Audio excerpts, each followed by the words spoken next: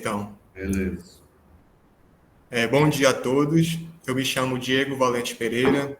Eu sou engenheiro de pesca de formação e sou doutorando do programa de pós-graduação em Biologia de Água Doce e Pesca Interior pelo Instituto Nacional de Pesquisas da Amazônia. Eu tenho como orientadores a professora doutora Sidneia Aparecida Amadil e professor doutor Carlos Edivaldo Carvalho Freitas. O título da minha aula de qualificação é Relação entre cobertura da terra e diversidade funcional de peixes. Esta aula está estruturada da seguinte maneira. Eu começo falando sobre a cobertura da terra e, posteriormente, sobre os principais impactos das mudanças na cobertura da terra sobre os hábitats de peixe de água doce. E depois sobre medidas de diversidade, atributos funcionais, índice de diversidade funcional, e concluo falando sobre os principais efeitos já observados da mudança na cobertura da terra sobre a diversidade funcional das assembleias de peixe. Bem, o que vem ser cobertura da terra? Segundo Liu e colaboradores de 2020, é todo o material físico presente na superfície da terra. E isso inclui diversas classes, como, por exemplo, classe de floresta, de água aberta, de pastagem, de areia, de gelo, de solo exposto e diversas outras classes que vão se modificando de acordo com o grau de refinamento de cada classificação. E tudo isso é resultado de forças naturais, mas também pode ser resultado de forças antrópicas, sendo, portanto, uma importante fonte de informação para a gente entender essas interações entre as ações humanas e as mudanças a nível global. A gente tem alguns desafios relacionados ao mapeamento da cobertura da terra, principalmente quando a gente trabalha em larga escala. Isso porque o método tradicional de mapeamento, aquele que requer várias idas ao campo, requer também uma grande quantidade de mão de obra, fazendo com que os resultados desse mapeamento sejam difíceis de serem atualizados em tempo hábil.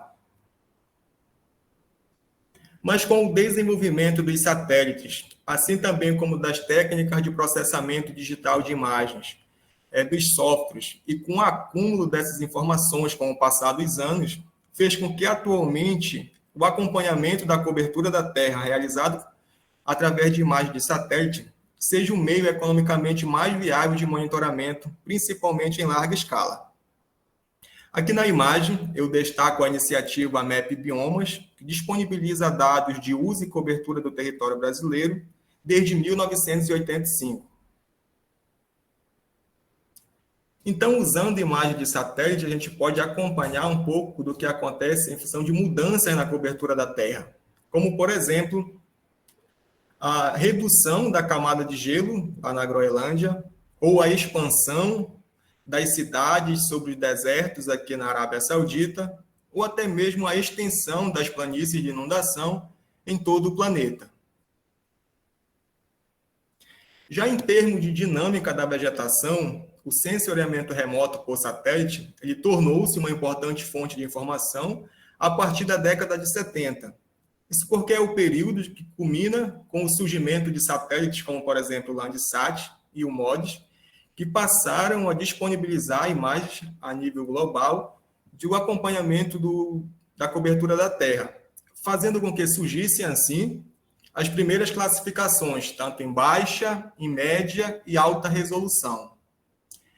Bartolomé e Beward, em 2005, disponibilizaram o primeiro mapa global de cobertura da Terra em uma baixa resolução. A resolução espacial correspondia a 1 quilômetro, e essa classificação foi realizada para o ano de 2000.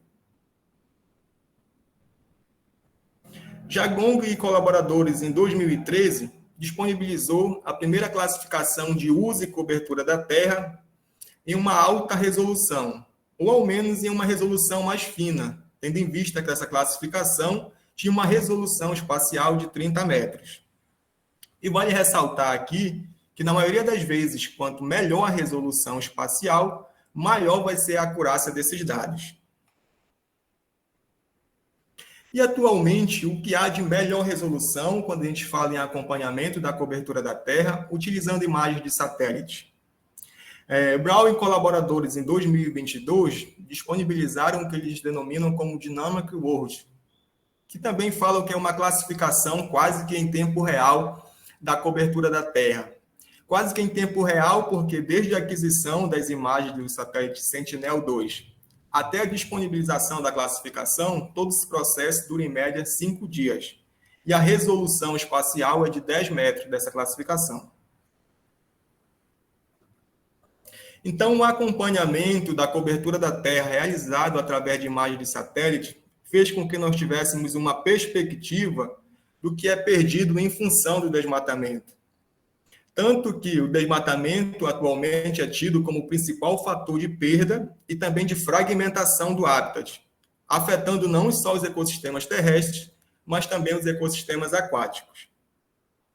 Nós já temos estimativas de que houve a perda somente da classe de cobertura de floresta, cerca de 7 a 11 milhões de quilômetros quadrados, sendo que boa parte dessa perda está localizada em uma zona crítica, como a gente pode observar aqui na imagem, que é a região tropical, incluindo aqui o território brasileiro e toda a bacia amazônica.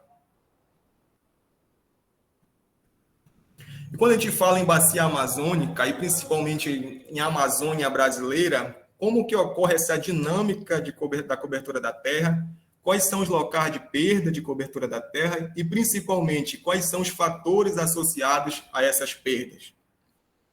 Grande parte da perda de cobertura florestal está situada em uma grande região denominada como Arco do Desmatamento, que vai aqui do nordeste do Maranhão até o sudeste do estado do Acre, e está associado a atividades antrópicas, como, por exemplo, a expansão da pecuária, ao cultivo agrícola, a extração seletiva de madeira e outras atividades, como, por exemplo, as queimadas.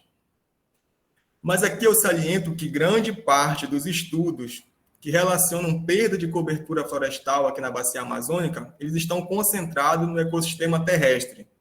Já em relação aos ecossistemas aquáticos ou às planícies de inundação, já há um número menor de estudos.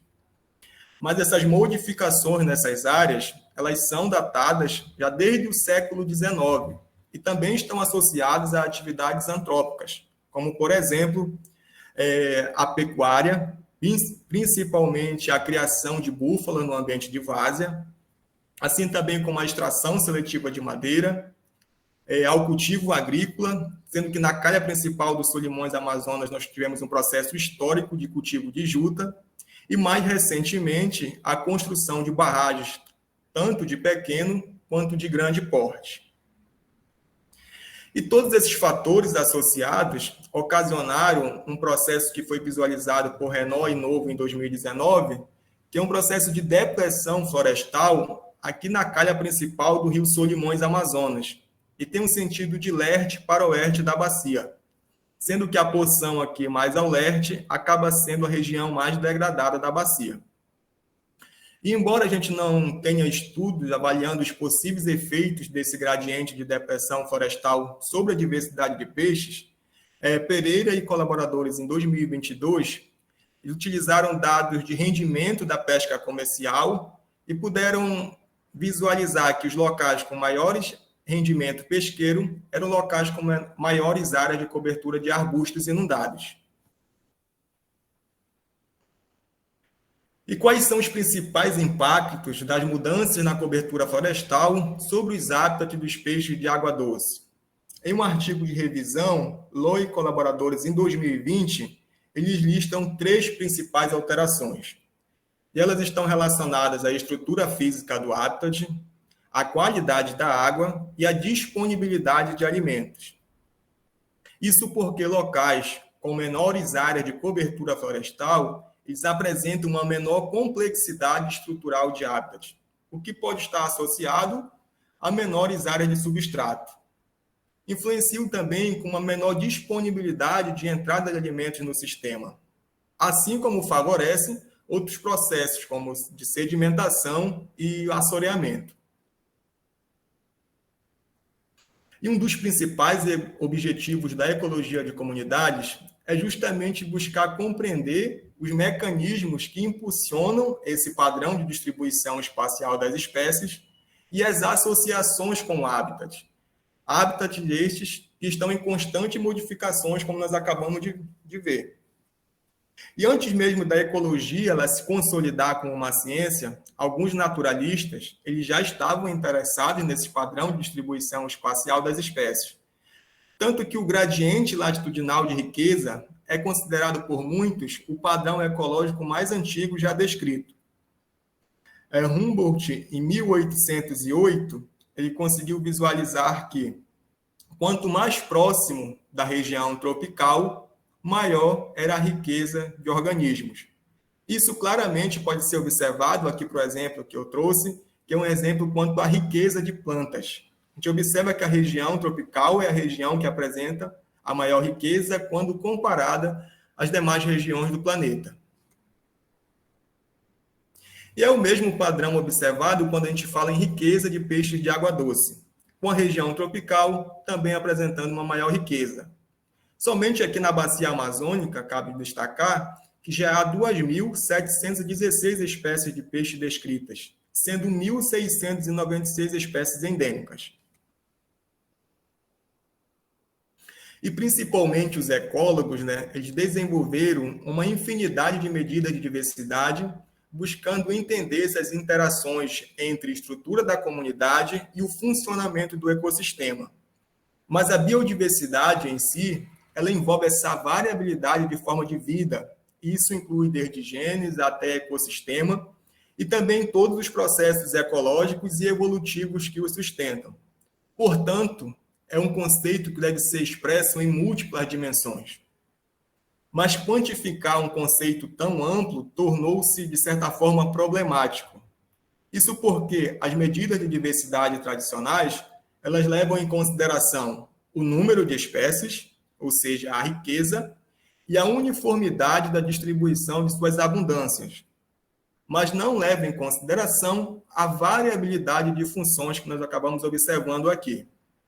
Para os índices tradicionais, um local com alto número de espécies, assim como uma alta uniformidade da distribuição de suas abundâncias, é um local com uma alta biodiversidade. Mas levar em consideração somente a identidade taxonômica das espécies acaba fornecendo uma visão incompleta da biodiversidade. Isso porque um dos principais pressupostos desses índices de diversidade tradicionais é de que todas as espécies são iguais. Ou seja, eles partem de um pressuposto que não é verdadeiro, porque a variabilidade de funções das espécies elas acabam se modificando. Isso fez com que alguns autores acabassem por relatar que os índices tradicionais de diversidade acabem, na maioria das vezes, mais escondendo do que revelando. Então, um passo adiante na avaliação da biodiversidade precisa considerar a função de cada espécie no ecossistema ou as respostas das espécies mediante essas alterações nas condições ambientais. E para a gente exemplificar a importância de considerar a função de cada espécie no ecossistema, eu apresento aqui para vocês o seguinte exemplo com dois grupos de peixes. No grupo A, eu tenho uma espécie de curimatã, duas espécies de jaraqui e duas espécies de branquinha. Já no grupo B, eu tenho o pirarucu, o bodó, o curimatã, o tambaqui e o surubim. Para ambos os grupos, a riqueza é 5, mas se a gente for levar em consideração a variabilidade de funções, como, por exemplo, as diferenças morfológicas, as diferenças quanto à estratégia alimentar, quanto à estratégia de migração, claramente o grupo B apresenta uma maior variabilidade. Então, a diversidade funcional, que é uma importante faceta da biodiversidade, ela surgiu justamente para isso, para quantificar essa distribuição e gama de atributos dos organismos presentes em uma comunidade ou ecossistema. Esse foi um conceito introduzido por Dias e Cabido em 2001. Mais recentemente, Song e colaboradores em 2014 traziam um conceito que vai no mesmo sentido. Ele diz que é o valor, a variação e a distribuição de atributos funcionais em uma comunidade. Portanto, a diversidade funcional ela surge justamente para quantificar as funções das espécies no ecossistema e como isso pode influenciar a sua distribuição. E o que vem ser um atributo funcional? Violi e colaboradores, em 2007, em um seu conceito mais simples, eles definem atributo funcional como sendo um substituto do desempenho do organismo. Ou seja, é uma característica do indivíduo que pode estar ligada aos aspectos morfológicos, fisiológicos, reprodutivos ou comportamentais. Esse atributo, por exemplo, ele pode estar ligado à aquisição de alimentos. Para isso, eu teria que verificar ou medir o tamanho da boca ou sua posição. Pode ser um atributo relacionado à mobilidade e o uso do habitat. Eu posso medir o tamanho dos indivíduos ou a forma do seu corpo. Ou pode ser um atributo relacionado à reprodução. Eu visualizar se é um indivíduo que investe em cuidado parental com a prole, como é o exemplo do tucunaré, ou se é um indivíduo que não investe em cuidado parental com a prole, como é o caso do pacu. E esses atributos funcionais, eles podem ser classificados de duas maneiras, como atributos de resposta e atributos de efeito. Os atributos de resposta, como o próprio nome já fala, são as respostas do organismo mediante as modificações aqui ambientais, como, por exemplo, a modificação na cobertura da Terra. Já os atributos de efeito são os efeitos do organismo nos processos ecossistêmicos.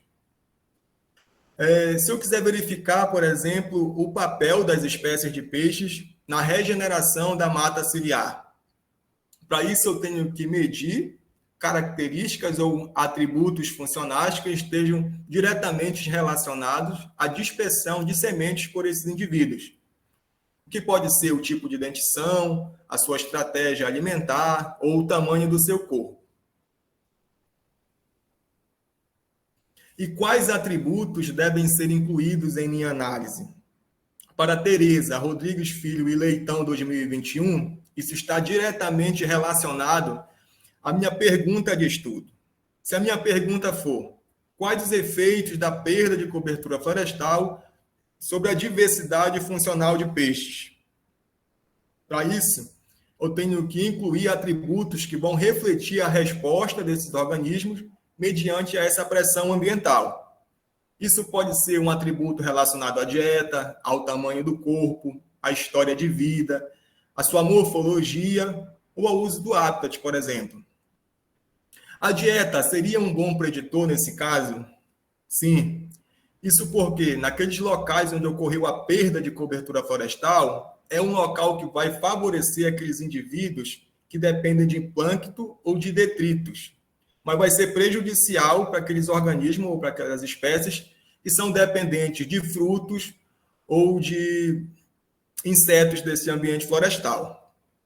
Um outro aspecto seria a morfologia, já que com a perda de cobertura florestal ocorre uma menor complexidade estrutural de hábitats, mas nós temos espécies que possuem forma do corpo que são específicas para explorar esses hábitats mais complexos, como, por exemplo, aqui na bacia amazônica, a espécie de aruanã. E quantos traços ou quantos atributos devem ser incluídos em minha análise? Não há um número exato de atributos a serem incluídos, mas tem algumas ressalvas que devem ser levadas em consideração. Como, por exemplo, algumas vezes, em função do desconhecimento sobre os atributos funcionais das espécies com que a gente está trabalhando, faz com que a gente acabe incluindo um número reduzido de atributos funcionais, o que pode ocasionar uma subestimativa da variabilidade funcional entre as espécies, e o que pode também ocasionar os padrões de redundância funcional, ou seja, a gente acaba não encontrando diferença entre os locais ou entre os fatores que a gente está analisando. Em contrapartida, também pode ocorrer a inclusão de atributos não informativos ou completamente redundantes, o que vai inflar as análises sem acréscimo de informações relevantes. Por exemplo, tendo como base que o tamanho do trato digestivo das espécies de peixes é um importante preditor da sua estratégia alimentar, onde aqueles indivíduos com trato digestivo menor, mais curto, são, na maioria das vezes, indivíduos carnívoros, e aqueles com trato digestivo mais longo são indivíduos herbívoros, incluir essa informação conjuntamente com a dieta seriam duas informações redundantes. E como descrever esses atributos funcionais? Existem diversas maneiras, sendo que as mais usuais são uma maneira nominal ou ordinal, binário, binário multivariado, quantitativo e quantitativo multivariado. Eu trago aqui o exemplo de Tereza Rodrigues Filho e Leitão 2021, para exemplificar que eles utilizam a dieta. Inicialmente, eles têm aqui 4 espécies de peixes, e a classificação de uma maneira nominal classifica essas espécies como sendo onívoro, piscívoro e insetívoro. Mas se a gente tiver um pouco mais de informação, a gente pode classificar essas mesmas espécies de uma maneira binária multivariada, acrescentando assim informações de presença ou de ausência de determinado item alimentar. Mas se eu tiver acesso ao conteúdo estomacal desses indivíduos e fizer a análise, eu posso também classificar de uma maneira quantitativa multivariada. E o que a gente percebe é o seguinte, que na melhor resolução, as diferenças entre as espécies, elas acabam se amplificando. Isso porque, na classificação inicial, aqui de uma maneira nominal, as duas espécies aqui, elas estavam classificadas como sendo indivíduos onívoros, ou seja, indivíduos que apresentam a mesma estratégia. Já numa classificação quantitativa multivariada, a gente percebe que somente essa primeira espécie acaba ingerindo detritos. E da Silva e colaboradores em 2019, de fato, eles comprovaram que esses padrões funcionais observados nas assembleias de peixes, eles podem diferir dependendo da resolução do traço. Para isso, eles utilizaram 7 diferentes resoluções de traços, partindo aqui de uma resolução mais grosseira até uma resolução mais fina, e compararam a diversidade funcional entre 3 locais. Para os 6 tipos de traço aqui mais grosseiro, ou seja, uma resolução mais grosseira, eles não encontraram diferença significativa na diversidade funcional, mas na resolução mais fina, eles já encontraram diferença entre os 3 locais analisados.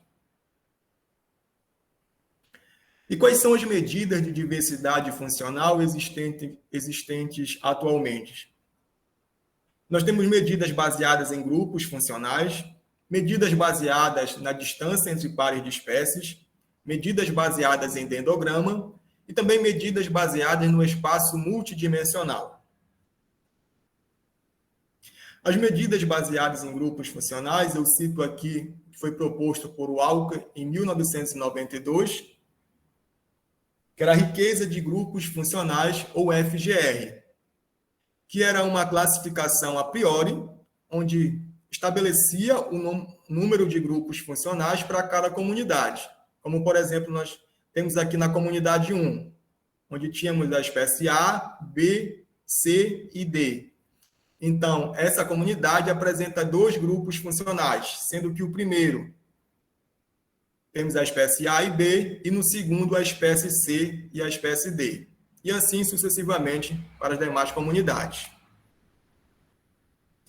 Entretanto, esse índice de diversidade ele possui 2 entraves principais. O primeiro vem ser a arbitrariedade na formação dos grupos funcionais. Isso porque, até que ponto essa diferença entre as espécies elas correspondem a, de fato, diferenças estatísticas significativas.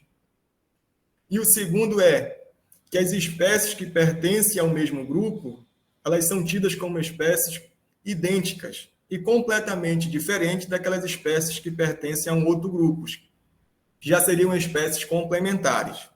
Mas a gente sabe que muito dificilmente alguma dessas duas premissas são verdadeiras.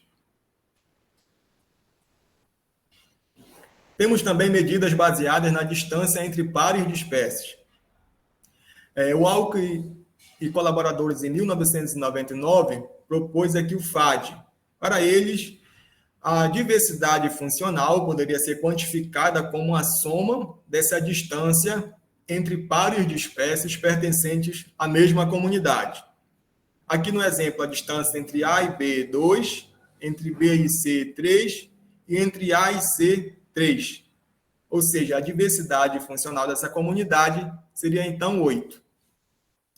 Mas um problema desse índice é que ele é influenciado pela riqueza de espécies. Por isso, Herzberg e colaboradores, em 2004, propuseram que, ao invés de trabalhar com essa soma, seria melhor a gente trabalhar com uma dissimilaridade média. Nós temos também medidas baseadas em dendrograma. Pett e Gaston, em 2002, propuseram aqui o índice de diversidade, e foi o primeiro índice de diversidade que quantificou a diversidade funcional de forma contínua. Para eles, a diversidade funcional poderia ser expressa como o comprimento total do ramo que liga as espécies pertencentes à mesma comunidade. Um exemplo aqui da comunidade 1, nós temos as espécies A, B, C e D. Então, a diversidade funcional seria o comprimento de todos os ramos que ligam essas determinadas espécies. E, mais recentemente, surgiram as medidas baseadas no espaço multidimensional, onde são índices que são estimados com base no padrão de distribuição das espécies no espaço funcional multidimensional, como a gente está observando aqui. Villegé e colaboradores, em 2008, propuseram 3 índices, sendo que o primeiro deles é o de riqueza funcional. Para eles, esse índice representa a quantidade total de espaço funcional que é preenchido pela comunidade. Ou seja, se a gente estiver trabalhando somente com 2 dimensões, vencer aqui a menor área ou o menor polígono que engloba todas as espécies, e não leva em consideração a abundância das mesmas. Mas, como a gente pode observar, é um índice que acaba sendo influenciado por aquelas espécies com traços extremos. Eles também propuseram um índice de uniformidade funcional, que já representa a regularidade da distribuição de abundância de espécies no espaço de característica funcional. E como ele é estimado? Ele é estimado com base nessa árvore geradora mínima, que conecta todas as espécies e é ponderado pela abundância das mesmas. E o último índice proposto por Villegé e colaboradores em 2008 é o de divergência funcional, que já vem medir a distribuição dentro do espaço de característica. Mas ele já leva em consideração o desvio de espécies individuais, aqui em preto, em relação a uma média de todas as espécies, o círculo maior, e leva em consideração também um centroide.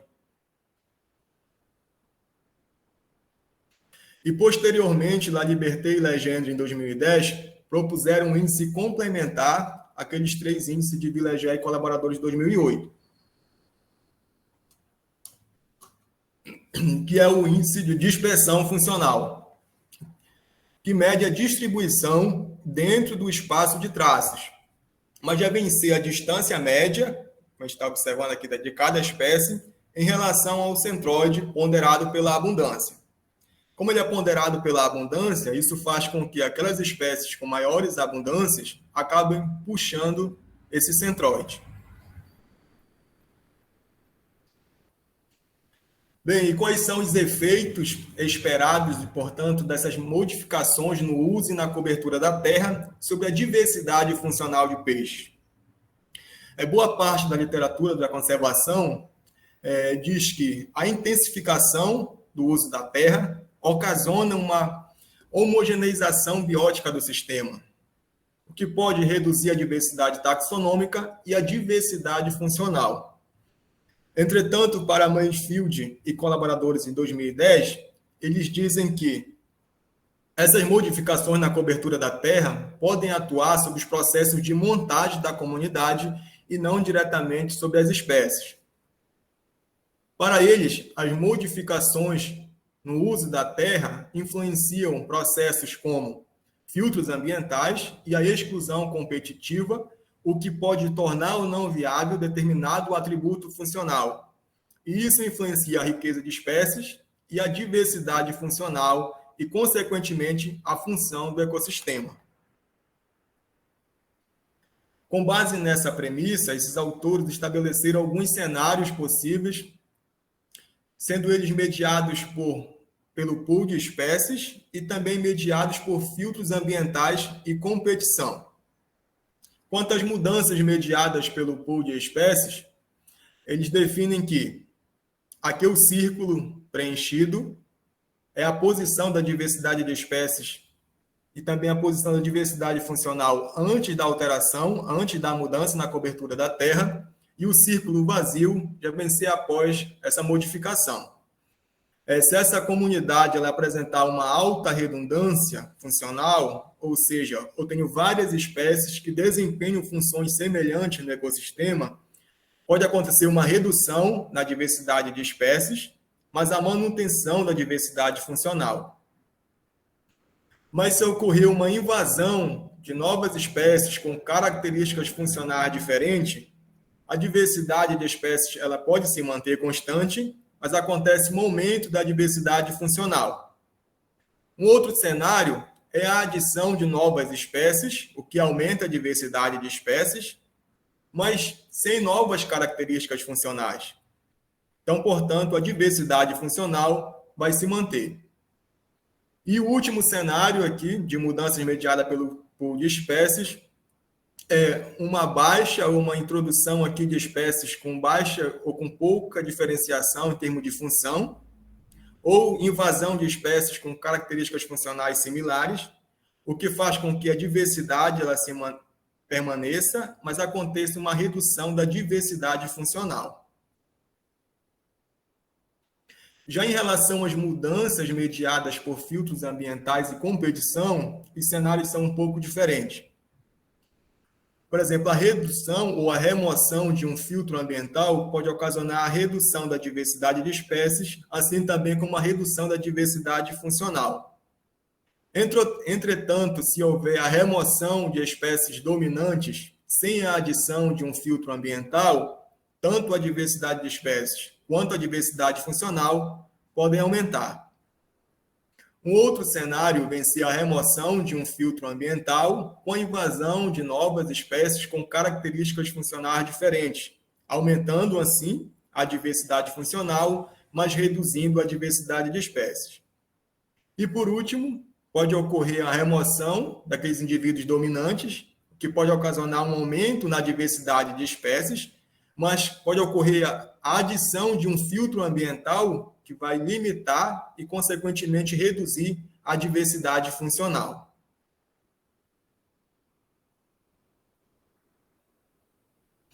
E quais são os efeitos observados desse uso e cobertura da terra sobre a diversidade funcional de peixe? Reis e colaboradores, em 2022,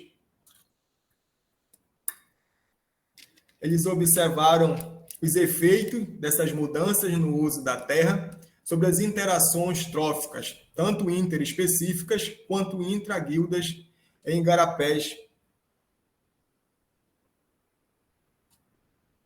em uma região tropical.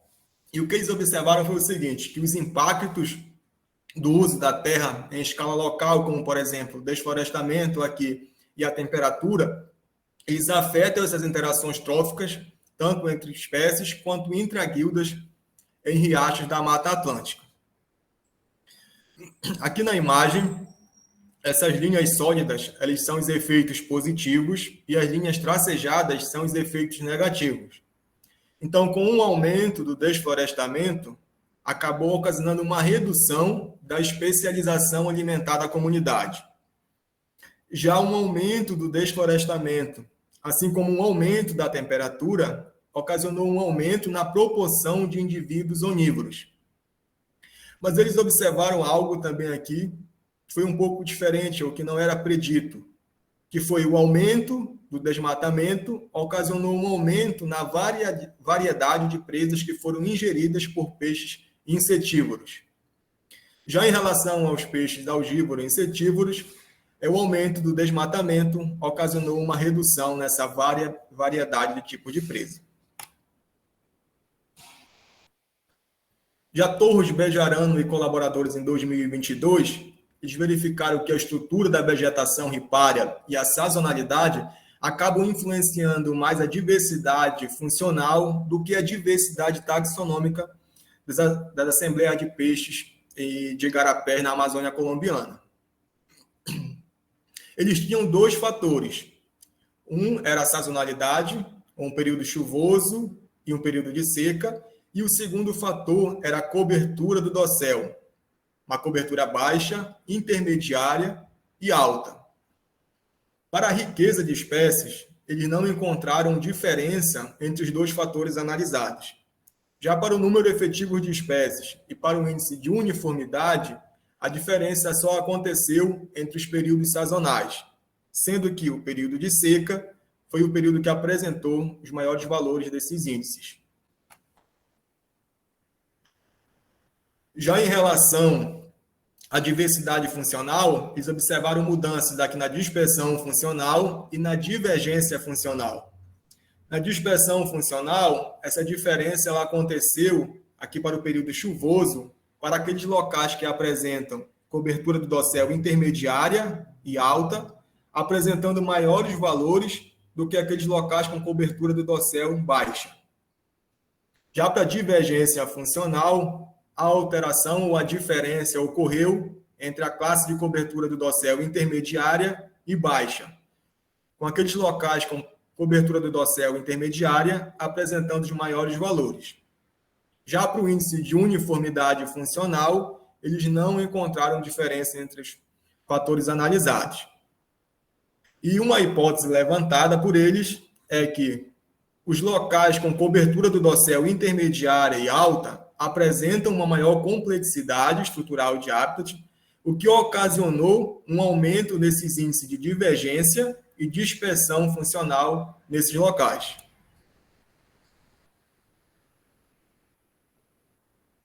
Já Yu Fukuji e colaboradores em 2023, eles verificaram o efeito da intensidade de mudança na cobertura da Terra sobre a diversidade taxonômica e funcional de peixes em uma planície de inundação neotropical. Eles analisaram 2 locais nessa planície de inundação e também quantificaram o ganho de cobertura antrópica, da classe de cobertura antrópica, ou a perda dessa classe de cobertura antrópica. E a cobertura antrópica, que para eles seria o desmatamento, a urbanização. E para o primeiro local, um aumento dessa classe antrópica correspondeu a um declínio ou uma redução no índice de riqueza taxonômica, assim também como uma redução no índice de riqueza funcional. Já uma perda dessa classe antrópica significou ou correspondeu a uma redução nesse índice de uniformidade funcional. Para o segundo local, o ganho dessa cobertura antrópica corresponde a um declínio na riqueza taxonômica e também na dispersão funcional. Então, o que a gente observa é que o único resultado contraintuitivo acabou acontecendo aqui no índice de uniformidade funcional. Mas o que eles enfatizam é que, com o passar dos anos, pode ter acontecido a dominância de alguma espécie de peixes, o que ocasionou uma redução nesse índice de uniformidade funcional.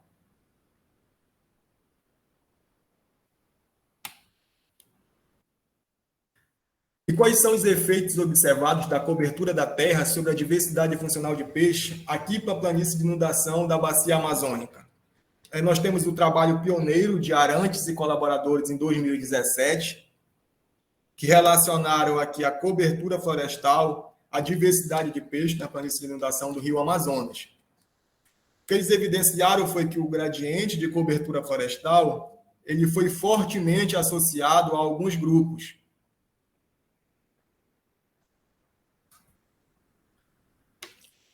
Por exemplo, quanto à estratégia alimentar, esses indivíduos eles estavam fortemente associados ao eixo 1, aqui da RDA, sendo que os indivíduos herbívoros, detritívoros e onívoros estavam associados àquelas áreas com maiores porcentagens de cobertura de floresta. Já os indivíduos piscívoros e planctívoros estavam associados a áreas com menores porcentagens de cobertura florestal.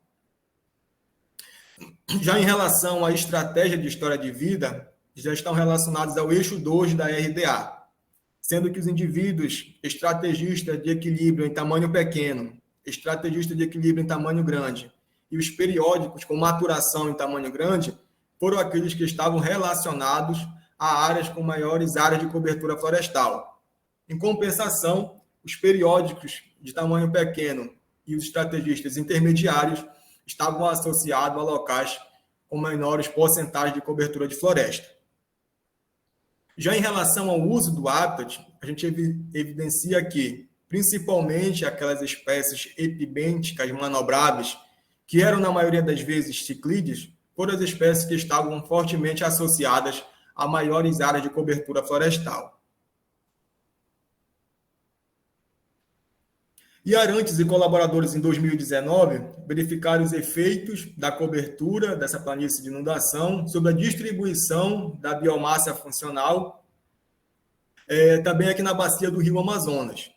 E o que eles evidenciaram foi que a biomassa de vários grupos funcionais foi positivamente associada à cobertura florestal, mas que a força dessas relações ela dependia da característica de cada grupo. Por exemplo, a classe de indivíduos detritívoros foi fortemente associada à cobertura florestal, sendo que um aumento da cobertura de floresta correspondeu a um aumento da biomassa desse grupo. E o mesmo padrão também para os estrategistas de equilíbrio com maturação em tamanho grande, onde o aumento da cobertura florestal correspondeu a um aumento na biomassa desse grupo. E Freitas e colaboradores, em 2018, associaram a riqueza de espécies de peixes a alguns componentes da paisagem e verificaram que esses efeitos eles dependiam da escala de análise e também do período sazonal. Neste trabalho, a extensão espacial da classe de arbustos inundados foi consistentemente o fator mais influente da diversidade de peixe. Como nós podemos observar aqui, que um aumento da classe de arbustos inundados correspondeu a um aumento na riqueza de indivíduos onívoros e também na riqueza de indivíduos residentes. Bem, com base no que foi exposto, nós identificamos algumas lacunas de conhecimento nessa relação entre mudanças da cobertura da terra e diversidade funcional de peixes aqui na planície de inundação da Bacia Amazônica. A primeira questão é que a maioria dos estudos eles estão localizados em ambiente de riachos, e são poucos os estudos nas planícies de inundação dos grandes rios. Uma outra questão é que a maioria dos estudos acabou avaliando grupos funcionais e não necessariamente índice de diversidade funcional. E a gente sabe que os índices de diversidade funcional eles representam melhor as diferentes facetas da diversidade funcional. Temos também que a escala de efeito das relações entre a cobertura da terra e a diversidade funcional ela pode não estar sendo captada. Isso porque foram poucos os estudos que analisaram diferentes escalas de efeito. Então, aquela escala na qual a relação entre a cobertura da terra e a diversidade funcional ela é maior, ela pode não estar sendo captada. Uma outra indagação é se a relação entre a cobertura da terra e a diversidade funcional de peixes ela pode variar em relação à sazonalidade e também essa biogeoquímica da água, como, por exemplo, entre água branca e água preta. E também queremos entender se há um componente da cobertura da terra consistentemente mais influente para a diversidade funcional de peixes. Isso porque, como a gente viu, alguns estudos relatam a importância da classe de floresta inundada e outros já relatam a importância da classe de arbustos inundados. E, por último, uma indagação também é se a cronologia da perturbação ele é um fator determinante da diversidade funcional. Isso porque, para o ambiente de igarapé, já foi constatado que alterações do passado, que ocorreram há anos atrás, acabaram ocasionando influências sobre o padrão atual da diversidade funcional. Buscando solucionar ou trazer mais conhecimento para alguns desses questionamentos, a gente está analisando dados de peixes que foram coletados na planície de inundação do Rio Amazonas e também do Rio Negro, assim também como dados de cobertura da terra, que foram disponibilizados do MAP Biomas, que são dados desde 1985. Essas são minhas referências utilizadas na apresentação. E meus agradecimentos ao INPA, ao BADPI e à agência de fomento da minha bolsa, que é a FAPEAM. Eu encerro aqui minha apresentação. Obrigado.